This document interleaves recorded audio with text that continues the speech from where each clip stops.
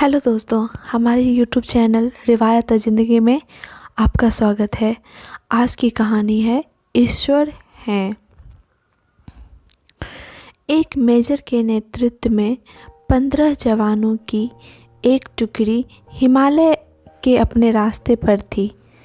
बेतहाशा ठंड में मेजर ने सोचा कि अगर उन्हें वहाँ एक कप चाय मिल जाती तो आगे बढ़ने की ताकत आ जाती।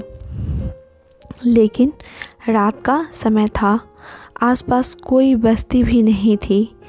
1 घंटे चढ़ाई के पश्चात उन्हें एक जर्जर चाय की दुकान दिखाई दी, लेकिन उस पर ताला था।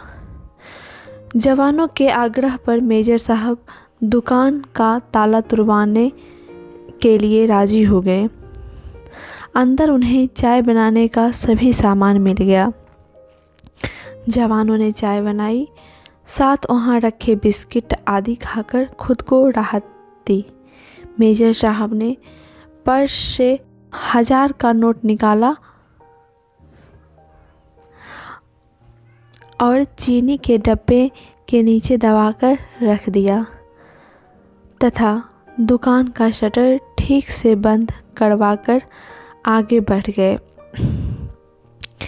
3 महीने की समाप्ति पर इस टुकड़ी के सभी 15 जवान सकुशल अपने मेजर के नेतृत्व में उसी रास्ते से वापस आ रहे थे।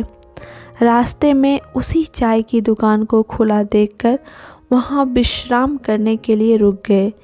उस दुकान का मालिक एक बूढ़ा चाय वाला था, जो एक साथ इतने ग्राहक देखकर खुश हो गया और उनके लिए चाय बनाने लगा। तभी एक जवान बोला, बाबा, आप भगवान को इतना मानते हो, अगर भगवान सच में होता तो फिर उसने तुम्हें इतने बुरे हाल में क्यों रखा हुआ है? बाबा बोला, नहीं साहब, ऐसा नहीं कहते भगवान के बारे में। भगवान तो हैं और सच में हैं, मैंने देखा है। आखिरी वाक्य सुनकर सभी जवान कौतूहल से बूढ़े की ओर देखने लगे। बूढ़ा बोला, साहब, मैं बहुत मुसीबत में था। एक दिन मेरे इकलौते बेटे को आतंकवादियों ने मार पीट कर छोड़ दिया। मैं दुकान बंद करके उसे हॉस्पिटल ले गया। मैं बहुत तंगी में था साहब, और आतंकवादियों के डर से किसी ने उधार भी नहीं दिया। मेरे पास दवाइयों के पैसे भी नहीं थे। उस रात साहब मैं बहुत रोया और मैंने भगवान से प्रार्थना की और मदद मांगी, और साहब उसी रात भगवान मेरे दुकान में खुद आए। मैं सुबह अपनी दुकान पर पहुंचा तो ताला टूटा देखकर मुझे लगा मेरे पास जो कुछ भी थोड़ा बहुत था वो भी सब लुट गया। मैं दुकान में घुसा तो देखा 1000 रुपये का एक नोट चीनी के डब्बे के नीचे भगवान ने मेरे लिए रखा हुआ है।